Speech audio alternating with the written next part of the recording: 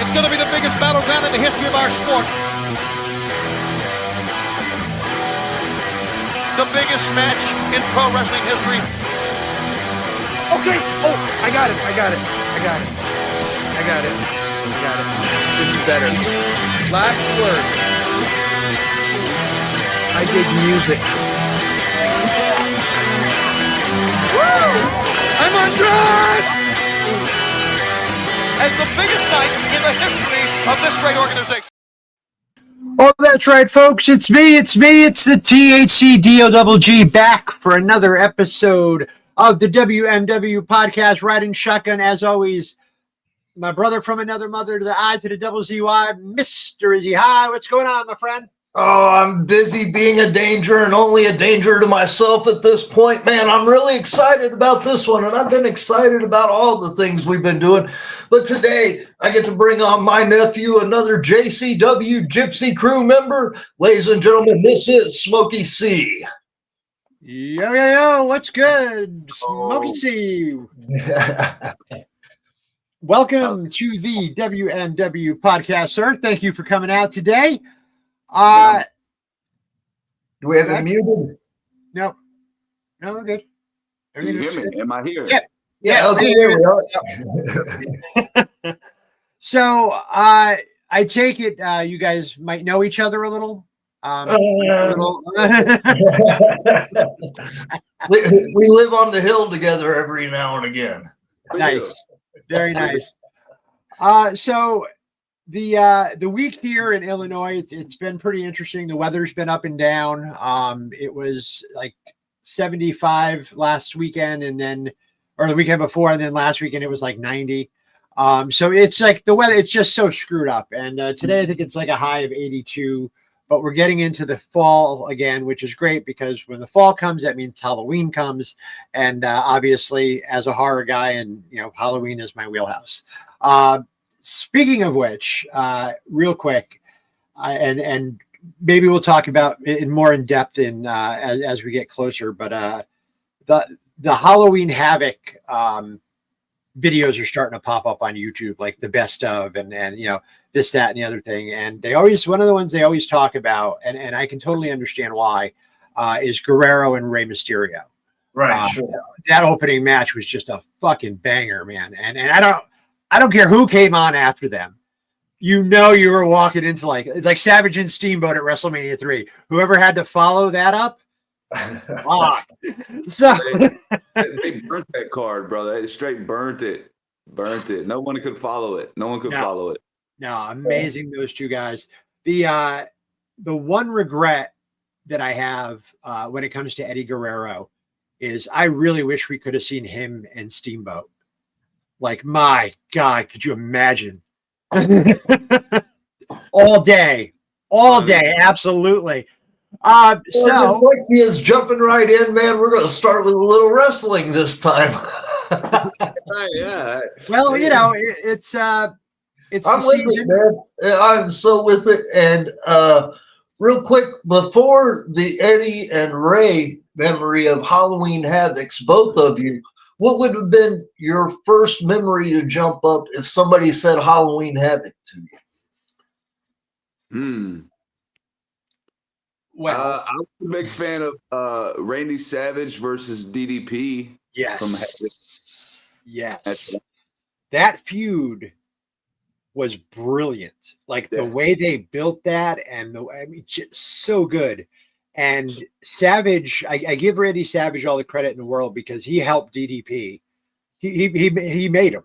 I mean, and Dallas was doing fine, but that stage at that time and with that storyline, yeah, DDP came out, win or lose, he came out the winner in that feud because after that he was off to the races.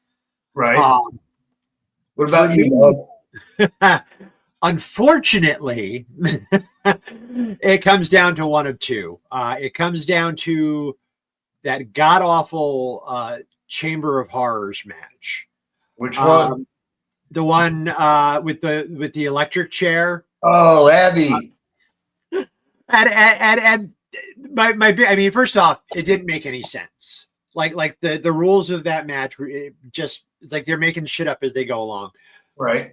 But the worst part, and you got to feel terrible for Mick Foley, is when it's the fucking thing's already obviously not and he's trying to make it look good, and that's Mick, and Abby in the electric chair. I don't know. Okay. Now pause real quick and see if your other memory is exactly the same as mine. That comes up, and I would say it's the cage match with Muda and Funk, and catches on fire. Was that your next one? No, sadly. Go ahead. Tell me your other one, and then I'll go to that one. If I'm not, wait. I threw your thought process off. I'm so sorry. It's okay. It's okay. Hogan and Warrior. Oh, wow. We went from one end of the spectrum to the other. Especially since the idiots in charge at WCW at the time didn't tell the fucking pay-per-view providers they were going over. Okay. All of those people, the show cut off at 11 o'clock like it was supposed to, just as the main event was getting ready to go, because it was Page and Goldberg in the main event. Right. And they had to follow that piece of garbage. Is that the fire fail? That's the fireball fail, and everybody realizing that this is happening 8 years too late. Now, I mean, and the only reason why it was a good match at WrestleMania 6 was because they scripted the shit out of it. Like it was scripted like Savage and Steamboat was supposedly scripted. Like every step in WrestleMania, because neither one of them, I mean, Hogan can work his style, Warrior can work his style, but lacking the Pat Patterson. Exactly. And I would say Hogan was probably drunk and Warrior was probably on cocaine. That's probably what happened there. Well, here's the crazy thing about that with fucking Warrior. I mean, first off, Vince gave him chance after chance after chance. And from what I've heard over the years and from what I've seen from the man, and he's dead, and that sucks that he's dead, but I'm not one to canonize the dead. Mm-hmm. He was an asshole when he was alive. He lied to people. He broke promises. He no-showed events. He built up the fans like, oh, we're going to see Warrior, the little kids, and then you go and he didn't show up because, my dad, who I haven't talked to in 6 years is sick. Come on, dude, give me a break. It's like, it wasn't about your dad. It was about you thinking that you were more than you were in this business. Right. He so wanted to be Hogan. Except for the fact that even with Hogan's limited work that in his style in America, Hogan could cut a promo on anybody, anywhere, anytime, and you're like, yeah, get him, Hulkster. Even when he was working as a heel, those promos, you could believe them. Mm-hmm. This guy snorting and staring up and screaming about distrosicity or whatever the fuck. Yeah, there was a lot of drugs going on there. I have no doubt in my mind. But there was one quote. I'll give Hogan credit for one quote that he made in life that I can actually truly agree with, and it was a day without weed is like a day without sunshine. I'll give him Right that on. one. So Right what are you on. smoking on over there, dog? I am finishing up this blueberry vape cart, and the good folks today, the good folks over at Rise Dispensary are having a stock up sale. The more money you spend, the more money you save. So if you spend $250, they'll knock $50 off the cab. So that's basically free weed. Right. And all of their product is top shelf, tested. I is one of the nicest places I've ever bought weed in. Granted, I go back to the point where I'm sitting in a car in a parking lot waiting for somebody to show up, not knowing if they're going to actually show up or not. I'm sure you guys remember those days. And now we can legally walk into any one of many nice stores and buy our weed legally. So if you're in the Illinois area, folks, and you do have a Rise dispensary near you, today is the sale.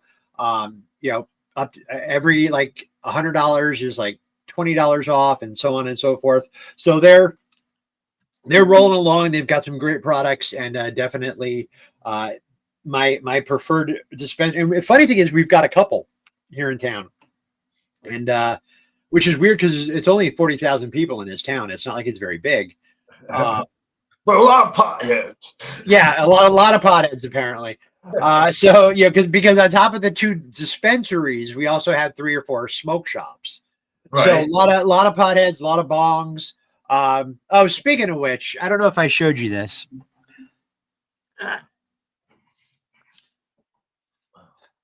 Hey, look This at that. is Cannabox is a subscription. This is not a paid advertisement. They don't pay me to do shit. I just like their products, so I talk about it.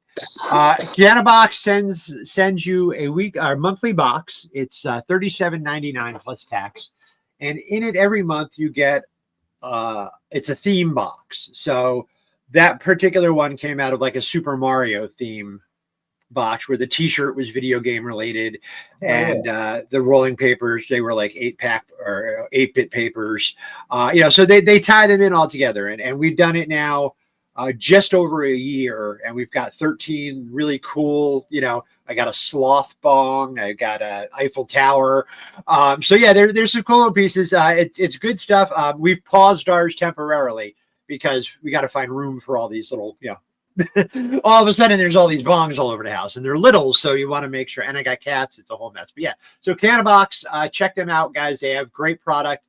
If you don't want to subscribe, you don't have to. They've got a store there. It sells all kinds of great stuff. T-shirts are those nice soft T-shirts. The glass pieces are top shelf quality. I haven't had a problem with any of them in the last year. They're easy to clean too, which is remarkable, because we all hate that. That's the worst part. So anyway, check that out with Cannabox, and they will. I think you'll be pleasantly surprised. What are you on today, my friend? What's in the bowl, or what's in? We always come from where are we pointing at? That side, yes. Mm-hmm. From the Flower Bowl at 315 Inkster Road in Inkster, Michigan. Right now, they've got a special going on with the infused. We've talked about this before. Oh yeah. With the infused pre-rolls from Good Life, you can get 4 for 10 or 10 for 25. And I've been smoking on unicorn because everybody loves a unicorn every now and again. Sure. And like it's my birthday. It's my birthday. And feeling kind of peachy. So with that, that's the infused pre-rolls. As I said, you can get 10 of those for $25 special. If you go into the Flower Bowl as well, your first visit is 30% off. And if you fill out a review while standing there, they're going to give you some free weed. Now, flower-wise, what I'm smoking on over here and over here, it's kind of crazy because we're going with the fruit flavor here. A fruit right on it. The flower is apple fritter, and it's a true hybrid. And it's a mixture between sour apple and animal cookies. And it says the top effects are tingly, relaxed, and giggly. So going between unicorn piss and apple fritter, we're truly kind of doing the gypsy speedball. We got the sativa here. We got the indica to bring me down, and we got a cup of coffee over here that just keeps me fucking rolling. So anyhow, I'm really, really hyped, and man, I really appreciate and love everybody that tunes in here and checks us out. Again, check out the Flower Bowl, 315 Inkster Road in Inkster, Michigan. Tell the giant that we sent you, and he'll hook you right up. All right, man. And really, anytime you get an opportunity to go and see a giant, always a good thing. And now I understand you are in West Virginia, sir. There is a lot of well, before I get into that, what do you I know you guys are medicinal down there, which is 100% behind medicinal. I think that every state should have medicinal. I have known cancer patients. I have known people with eating disorders, and that shit helps. Like it brings their appetite back. It helps them, clear their mind, and which is weird because weed usually doesn't work that way, but in that case it does. So 100% from the beginning when Massachusetts first rolled it out for medicinal, I was like, yes. And as we do more research as time goes on, we find more and more uses for it to actually help people. So what are you taking part of today, my friend? Today, man, I am smoking on some flower called Biker Girl. Okay. It is a sativa hybrid. Very the terpenes are very high in it, so I'm a big fan of terpenes. Nice. Helps with my appetite, as you said, man. Like I've never been a big guy. I've always been very skinny. Right. I don't eat a lot, so therefore I smoke to boost that appetite, man. So yeah, Biker Girl, and then later this evening I'll be smoking on some stuff called Coffin Flop, and it's an indica. All right. I dig it. So we are going to go ahead and take a quick commercial break. We will be right back, and then we're going to get into a little bit of music here. So this is the commercial for the movie, written by yours truly and directed by Frank Palangi. This is At Death's Door.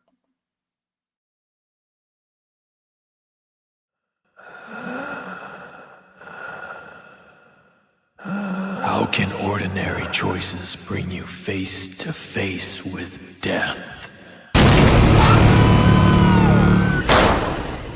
It was really safe. Felicia, it's okay. Felicia, it's okay. Hello, Mother. I think it's so amazing that you can reach people's deceased loved ones. Well, some people have unfinished business, and that's why they stay.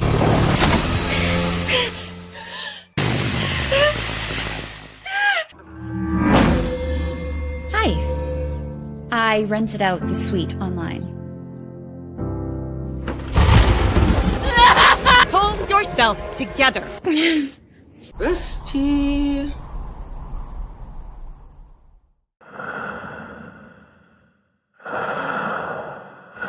Will you dare to open the door?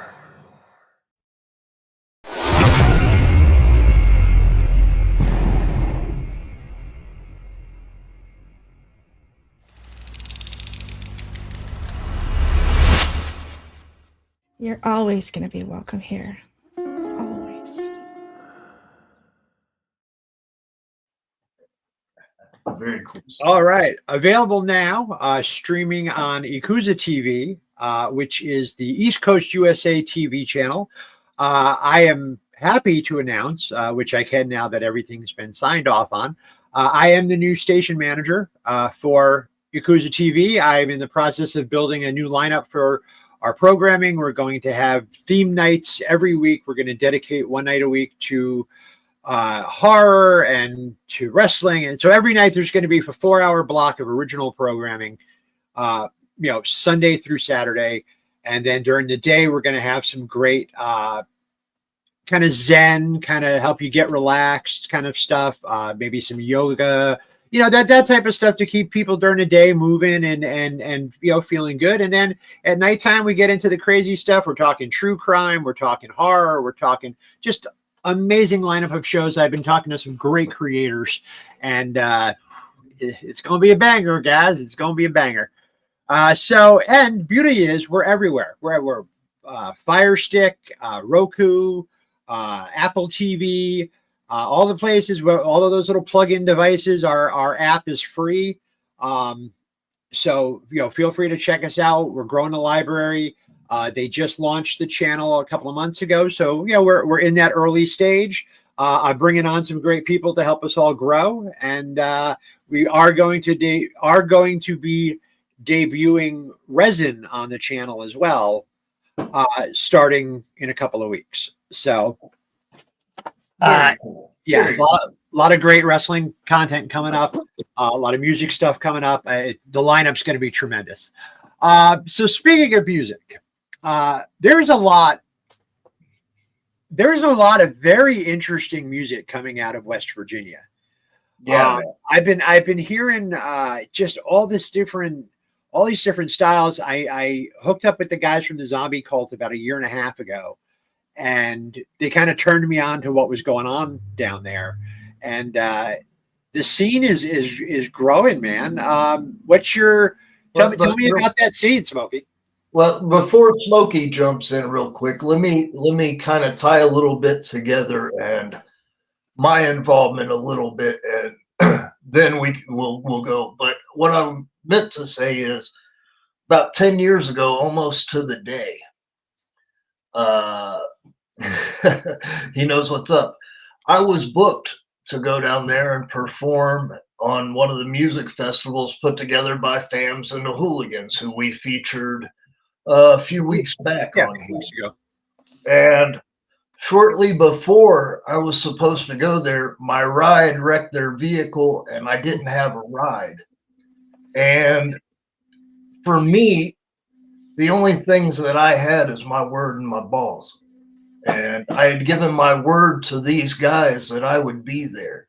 And I legitimately walked for 2 days from outside of Detroit to West Virginia to keep my word for this show. Okay. Shit, dude. That's for real. Am I lying? No, not at all. That's shoot, brother. Yeah.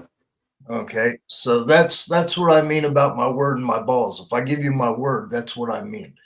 And but I met these guys, Fams and the Hooligans, and I also met the Kind Thieves, who we featured a few weeks back as well. Yep. But all of these guys, they welcomed me with open arms. And the best way that I can always repay them is I have this moment now. And the guys we're featuring today, just tell them about it, Smokey. Well, man, I'll recap on what DOGG had asked me, man. The music scene in West Virginia, really, man, like I didn't really know many artists for years. You know what I mean? I did the wrestling thing and, blah, blah, blah. Well, about, I don't know, 13 years ago, I did a show for JCW in Beckley. And, they used to do, they'll do like match music. Sure. Match music. And one of the performers was Fams. And that's where Fams and I had linked up, was at that show, and he kind of just like became a fan of mine. In turn, I became a fan of his music.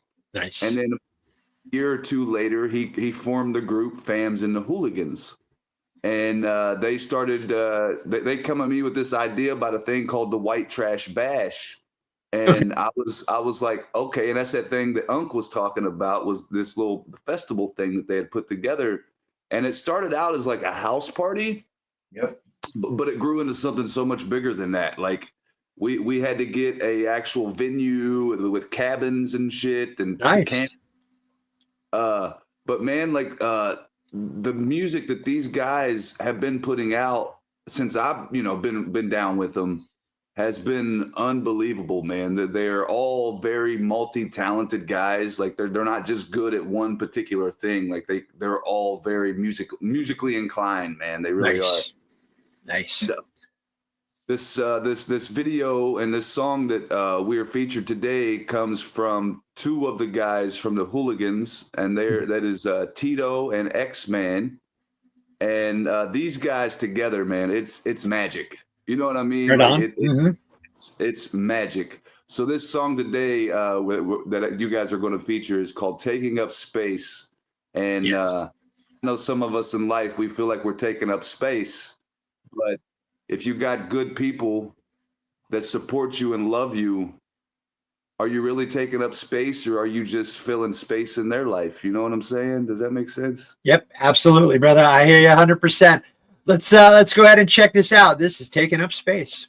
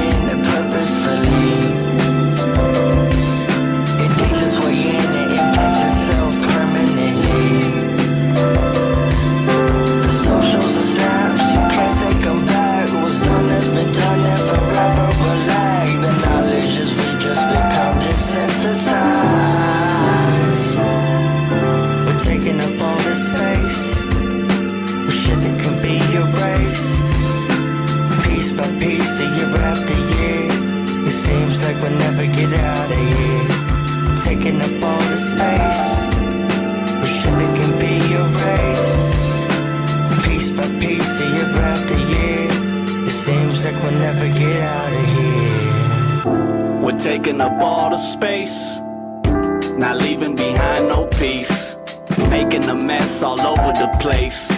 It's making it hard to breathe. It's getting so hard to see. What have you really become? Is it worth all of the things that can never be undone? We do it for the fun and the memories. This is for my loved ones and my enemies. I hope life is everything it's meant to be. I hope that our families can prosper for centuries. I hope we get over this hump. It got us mentally slumped. While I stand on the edge, would you insist that I jump? Shout out to mama, she ain't raised no chump. Shout out to me for always staying 100. Shout out to you, yeah, whoever you are. It's crazy that we made it this far. We're taking up all the space. Shit that can be erased. Piece by piece, year after year. It seems like we'll never get out of here. Taking up all the space. Shit that can be erased. Piece by piece, year after year. It seems like we'll never get out of here.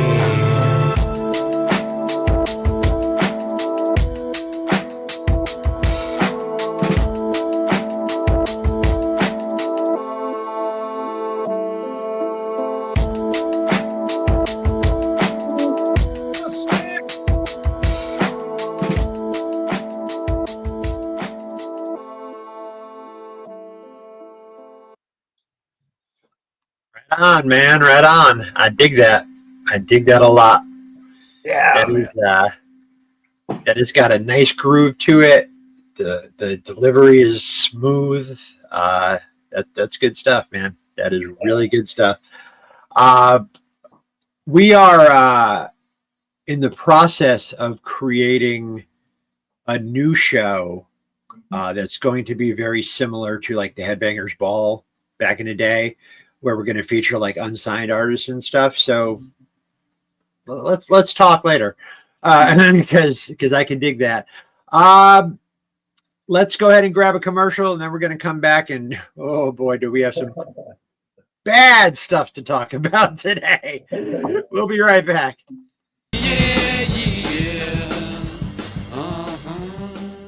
Hi, I'm Cliffy, and I'm here today to tell you about an amazing new product that I got that you want, that you need in your life. It's called Ninja Vanish. If you're like me, you get yourself in a lot of sticky situations. How you gonna get out of them? Who's got time? Who wants to deal with that? You need Ninja Vanish. Here's how it works. You in the situation? You gotta get out of the situation? Bam! Hey, where'd I go? You don't know. And more importantly, no one else knows. You piss your pants on your friend's couch? Ninja vanish. You fart in an elevator? You gotta get out of there. Ninja vanish. You walk into a gay bar? Ninja vanish. Unless you're gay. You get in a fight with a hooker? She bite your tongue off? Ninja vanish. You reference old things that aren't even funny no more? Ninja vanish. You pull out too late. 9 months later, you got a problem on your hands. Baby, I have something really important to tell you. I'm pregnant. God damn it! Ninja vanish. Your mom catches you jacking off. What are you doing? I'm using the bathroom. Well, I'm coming in there. No. Ninja vanish.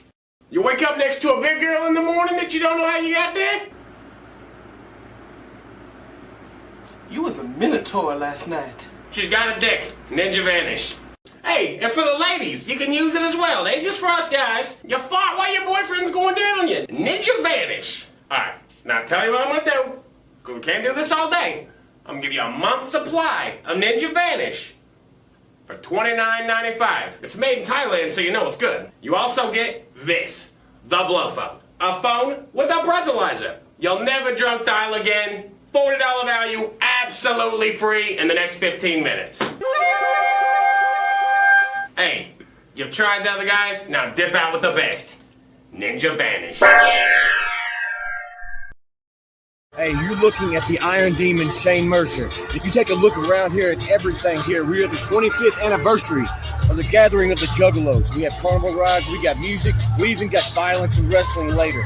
And if you want to see all the up-to-date, biggest and best news from everyone around, tune in to WMW. All right. So another gypsy. And love him. Yeah.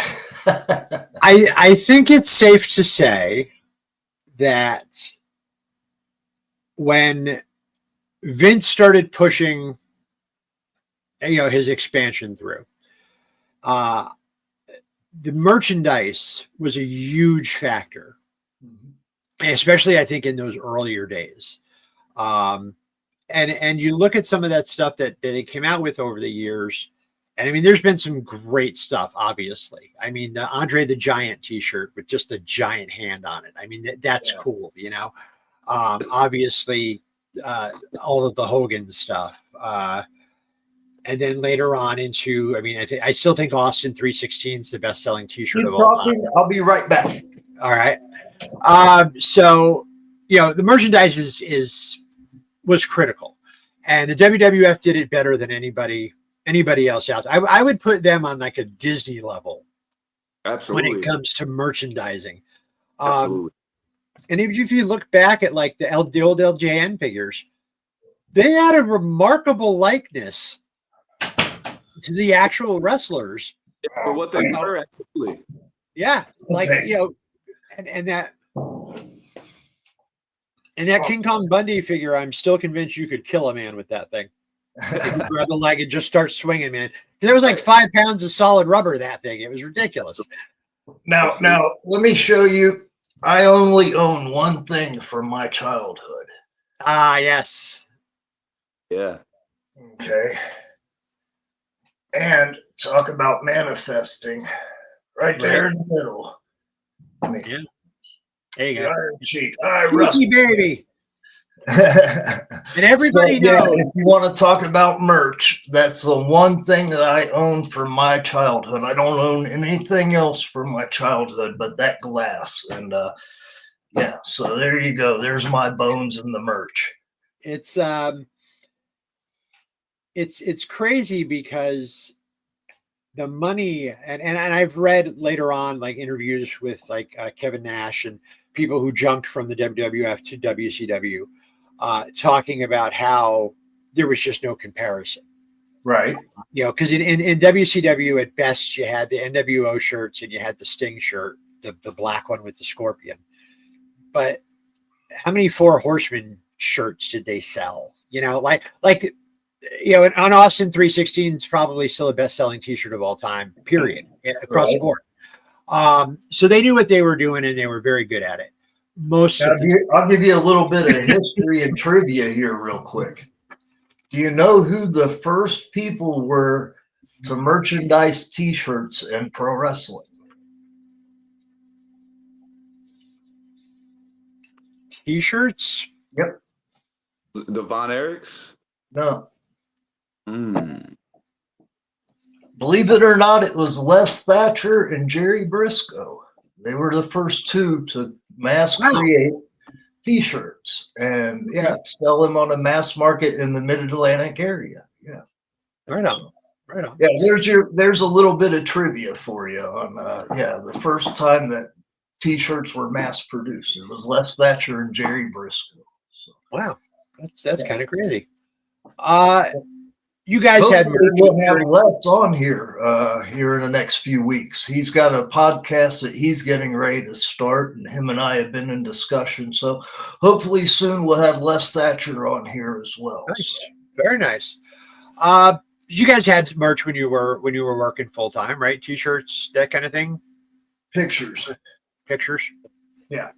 Yep. Okay. Shirts, pictures, wristbands, bandanas. You know, yeah, for sure. Yeah, for sure. With the weed gimmick, we had T-shirts as well. Well, yeah, of course. And most of the time, it's great stuff. But even the best screw up. Yes. Now, WCW tried. They really did. I think that once Nash and Hall came over, and I think they kind of showed Bischoff, like, this is, there's other stuff that we could be doing, because nobody was making any money on merch in WCW. Yeah. And so they got together, and Remco had already put out a figure line of the AWA guys back in the day. Put out the LJN and the Hasbro figures by that point. And the WCW guys, well, they went to San Francisco toy makers. Now, you may ask yourself, those of you at home, who the hell are San Francisco toy makers? And that's an excellent question, because they're no longer in business. They kind of came out of nowhere and, did these WCW figures. Now, I understand what they were going for with the first couple of waves. They were harder plastic, but they were very much in that LJN style. And then for some reason, somebody thought, you know what these figures need? Vibrating action. Because if you want to cozy up with Big Sexy, you might as well get the vibrating Big Sexy. These fucking things, I mean, first off, they're hideous. And just, that's all they do. Push the button, they vibrated. That's all they did. I mean, I guess people got money, but I remember working at a KB toy store and having a lot of those sitting around on the shelves. Go ahead. I'm sorry. I think they're still relatively cheap now. Like, I think you can get them on eBay carded for like $15. Yep. That's something else I'm into is collecting figures and stuff like that. And you can get those things for, like you said, $15-$20 carded. So yeah. So there was a lot of them hanging around at the end there, and then Toy Biz came in, and I like the Toy Biz figures, but some of the waves were just really weird. Like the one that had like Chris Jericho, Lion Tamer, and he had like a whip and a chair, and I'm like, really? No, it was Lion Heart. What are you guys doing here? And then, of course, WWF continued, and they went to Hasbro, and then to Jakks Pacific, another company that nobody had really heard much about. And I own one Jakks Pacific figure, just one. See, I wish I was at and it's kind of hard to see, but it is actually signed by Shawn Michaels. I met him. He did a signing at a mall near me when I was living in Connecticut. This is like 20 years ago. He wasn't even wrestling then, so I guess it was longer ago than that. It was probably like 25 years ago. Super nice guy. Hung out. We talked about his first kid had just been born.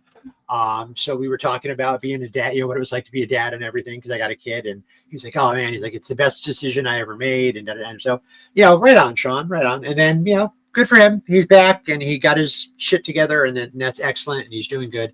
Now the figures for the, and again, the Jacks had some weird ass lines too.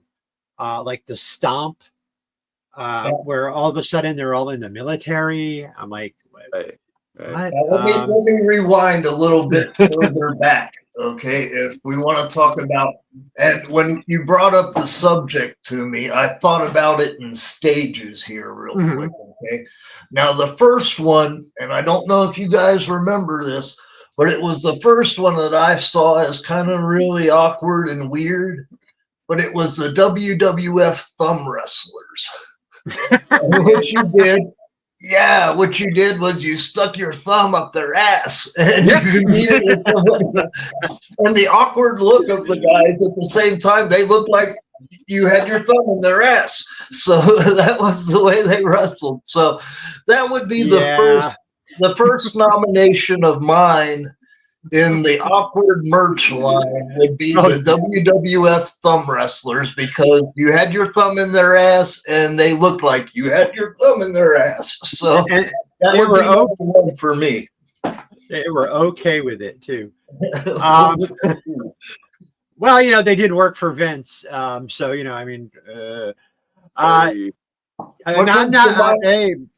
what comes to mind for you, Smokey? The first kind of weird merch or something like that comes to mind for you? For me? Oh, man. Just off the top of your head.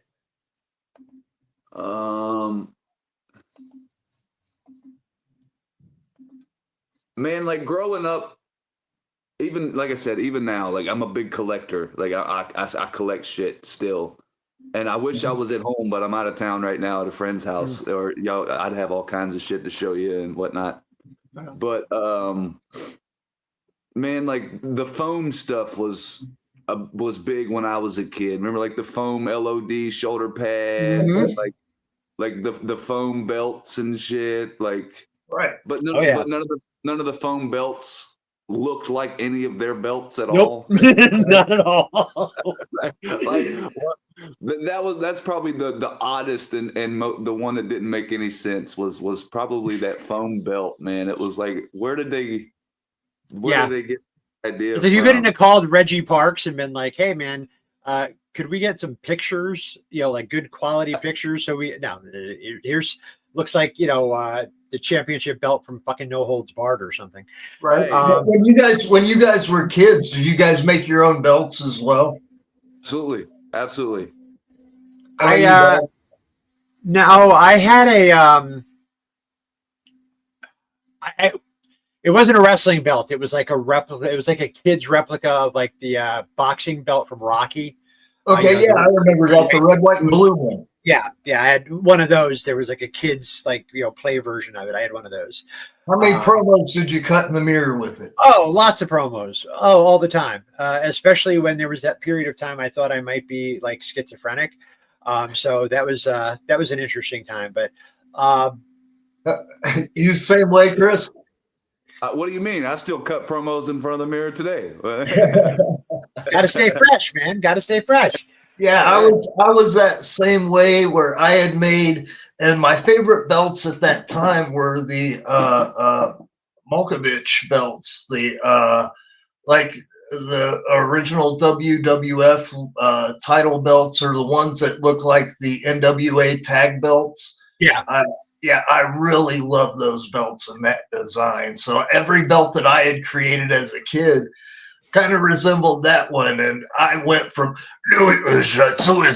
me being a Russian, and you can do any character while standing in the mirror with your title belt, and I hope the kids still today do that, man. Because it's such a fun memory. I really do too, because there's no doubt that kids today, their imagination doesn't exist to. You know what I mean? So It's very rare do you see a kid outside playing and using their imagination. So Right. I'm with Right, you. whereas our parents were like, get out, come home before the fucking lights come on. Well, for me, in my book, even I talk about this, that for me, one of the only consistents in my life was pro wrestling. And even before there was wrestling figures and whatnot, I used to make rings out of boxes with sticks and yarn, and had Right. my cans would wrestle each other, and that was my childhood long before in the 70s something, or You know, but yeah, so to be able to see it evolve and to what it is, figure wise anyways, it's something really cool, and I wish I had that when I was a kid. But again, I use my imagination a lot, as Smokey would say. Well, I shared an equal passion with wrestling and with GI Joe, right? The GI Joe figures were perfect for wrestling because of all the bends and all that. So, like for me, when I was younger, I had a bunch of different wrestling figures, but the GI Joe guys were just so much more like, oh, I can put somebody in a figure 4 with a GI Joe guy. So they were kind of my wrestling league. There was the GI Joe guys. And talk about how influential, how crazy you bring that up, because we still make the joke here in the house of, and now you know, and knowing is half the battle. And the rest of it is 25% red lasers and 25% blue lasers. Right. That's the other half of the battle.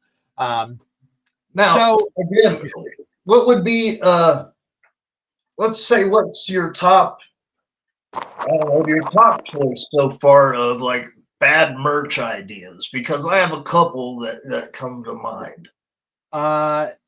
For me, for the figures, for all of the figures. Okay, figures. All right. All of the, besides the vibrating Kevin Nash, this is where they lost the plot for me. The maximum sweat figures were fucking ridiculous.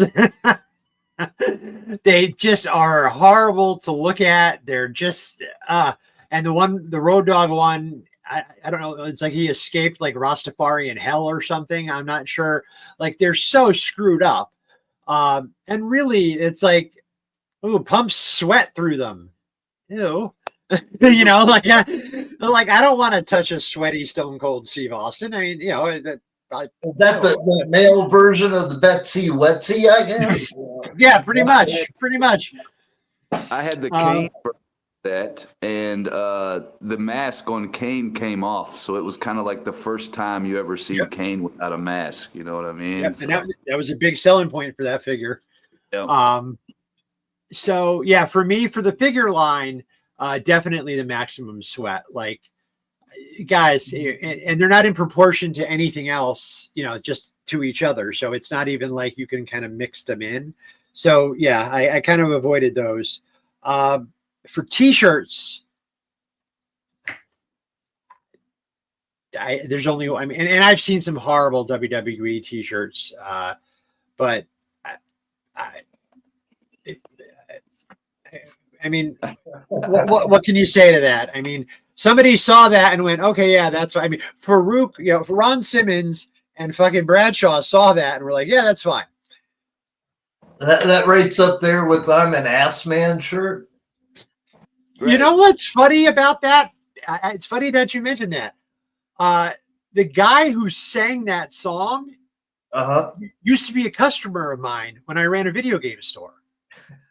And we were talking about wrestling one day. Like, I didn't know who he was, but we were talking about wrestling one day. And he was like, oh, he's like, the I'm an Ass Man song and the one Billy Gunn songs. And I'm like, yeah. He's like, that's me singing. Those are my vocals. And I'm like, get the fuck out of here. And sure enough, yeah, Earl Valentine, hell of a nice guy, great musician. I believe he passed a few years ago, but just super, super nice guy. And sang the I'm an Ass Man song. So there's that right there. That's a topic for another day. Theme songs, definitely a topic for another day. because there's so many good ones and then there's so many bad ones. I would think now the Attitude Era. Wait, let me give mine real quick. Go ahead.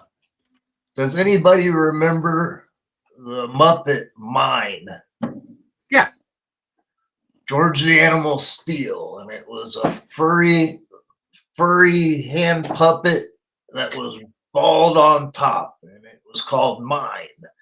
And I thought, yeah, there's an interesting idea. Where you know, and that's the role model manifestation of voices in your head, and yeah, it's, where do you go from here? And along those lines, one that didn't get made was the Honky Tonk Man jumpsuits, because Vince thought that was going to be a really great idea, that everybody would be wearing the Honky Tonk Man jumpsuits to the arena to support the Honky Tonk Man. How crazy, right? Yeah. Wow. That's bad. Yeah. The animal thing there. When I swear, a friend of my family's used to be the warehouse manager for WWF when the warehouse was still in Stamford. Right. So he invited us down one day, to check out the operation and everything. And it was amazing. Just, it's this big warehouse, racks and racks and racks, shirts and foam 2x4s and stuffed Matilda dogs and stuff like that. And it's like, he didn't miss an opportunity. And one thing I will say about Vince, for good or bad, he did not pass over what he thought would be money making. Right. Because, how many of those stuffed bulldogs did they sell? A fucking ton. A bunch of those goddamn things when Matilda was kidnapped by the Islanders, and it's like, and he knew it was a limited window. Well, and we rewind to what Smokey said about the foam 2x4. Yeah, which again is kind of the WWF kind of taking over the foam finger idea as well, and extending that, because you don't see anything outside of the WWE or WWF at that time that was an extension of in that way. The only thing that you've seen was the foam fingers at other sporting events, but they truly expanded on that merch-wise. Yeah, and then from that, they did the urns for Taker. Sure. You know what I mean? Yeah. I've decided that a long time ago I decided I wanted to be cremated. I don't want to take up space. But I read this thing the other day that you can create a QR code and have it it's not sketched, but burned into your urn. And what people are doing is that they're creating these web pages with like a final goodbye video type of thing, so their family can go and see them, like that. And I was like, that's really cool. But I'm a horror guy, horror writer, horror publisher. So I was thinking maybe I'll do that, but instead of like a heartwarming goodbye, I'll shoot a video like I was buried alive. And then like have the fire like work until like the fire's burning me alive, and I'm like it's because I have a sick sense of humor that way. So that could be good. The other clever idea I heard was somebody said, when I die, I want the last person at my casket to take off the bouquet from the top and throw it backwards to see who's next. And I'm like, that's pretty good. That's pretty good. So when you added. Do you remember what Andy Kaufman did? Mm-hmm. Mm-hmm. Yeah, he had a seating chart for everybody that he knew was going to come to his funeral, and they brought out a screen, and it was a video he recorded, and he looked in the general direction where these people were sitting and addressed them personally. So that one, that one ranks right up there, man. I think absolutely. You got to have some fun with it. I mean, on top of the fact that dead is that's it. You're done. So give some people a last laugh or a laugh. I mean, I'm very Irish, so when I die, I don't want all that. Weeping and crying. It's like fucking smoke some weed, drink some whiskey, tell stories about who I was and the dumb shit that I did. And, that's it. Just celebrate my life. Don't mourn my death. Because I'm not a mournful guy, I've always said, man, I want my funeral to be a party, man. Like that's what I want for sure. Absolutely. Because again, I'd much rather remember people being happy, them being happy about what we did, things that we accomplished, And they're like, oh, there was that time, people, and then folks like, oh, do you remember that time we were in such and such and we saw Smokey do the, crazy. That's yes, exactly. When the Attitude Era came, a lot of money came, and with money attracts people, everybody with an idea. And I don't know if this was specifically a stab at one of the longer running stereotypes about wrestling fans. Not sure.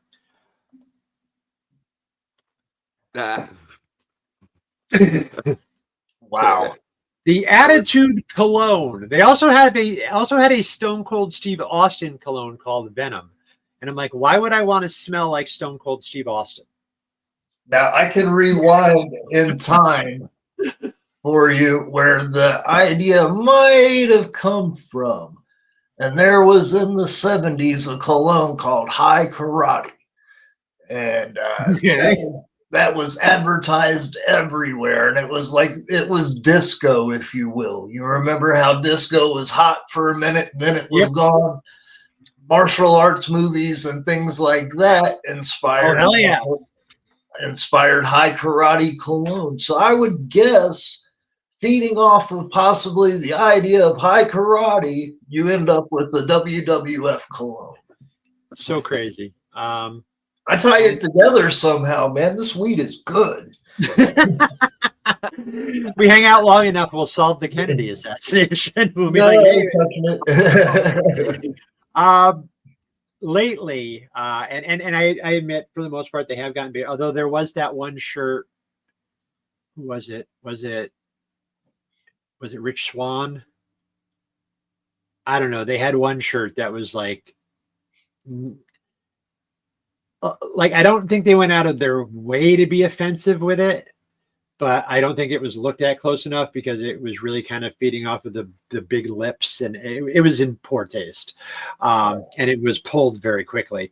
But I think just they didn't look at the whole thing. They were just like, oh yeah, the colors pop, it's a good. So there. This one though, this is the latest one that I saw, and I'm like. And this was supposed to be the improved version. Oh shit.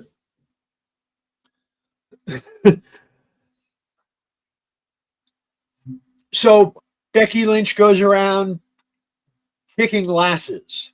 Oh, okay. Yeah, no, that's not good.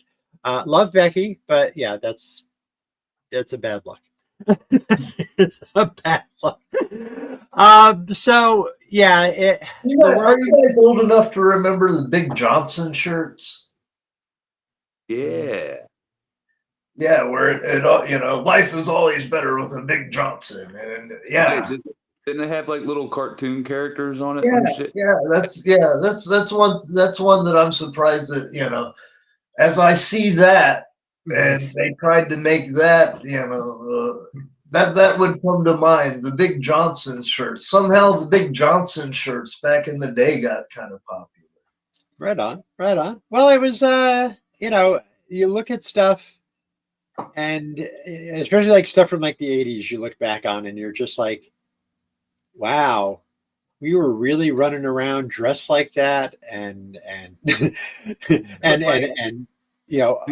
The 80s and 90s were so much fun, man. They were absolutely.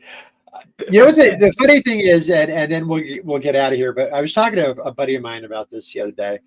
You remember, back in the 80s when the scientists had discovered that there was a hole in the ozone layer, and they figured out what it was that was causing it. And all of the scientists were like, okay, if we want to reverse or fix this problem, this is what we have to do. And everybody went, yes, okay, scientists, we agree. Let's not all burn to death. Let's work together and not, destroy the ozone anymore. I miss those days.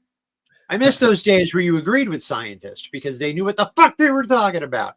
I miss the days where they ignored the scientists and women walked around with hair this motherfucking big.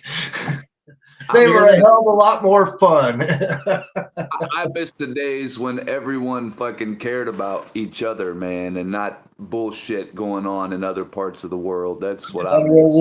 And we can leave it at that. Absolutely. Folks, this is WMW. Smokey, thank you for your time today. We appreciate you coming and hanging out. Anytime you want to jump on, anything you want to pitch, you got shows coming up. What are you up to the next month or so? Actually, I have a show this evening that I'm doing in Dunbar, West Virginia. It is part of the Dunbar Fall Festival that they do every year. Nice. And they always have wrestling every year. So if you're ever in Dunbar, West Virginia around this time of the year, check it out. Sounds like a plan, my man. Sounds like a plan. So, Izzy, I will see you Monday.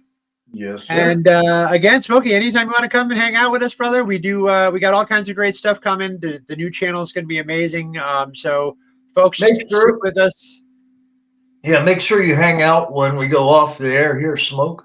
And, real quick, everybody, I've been stirring the pot and I've been creating a list, and we've got some really awesome guests coming up. Some people maybe from across the pond, maybe a little bit, but I'll tell you what, man, we have got some really fun guests coming in. Stay tuned. Make sure you check us out on ECUSA and those platforms. And again, Smokey, thank you so much for your time, man. It was so awesome to have you here, and we'll talk soon.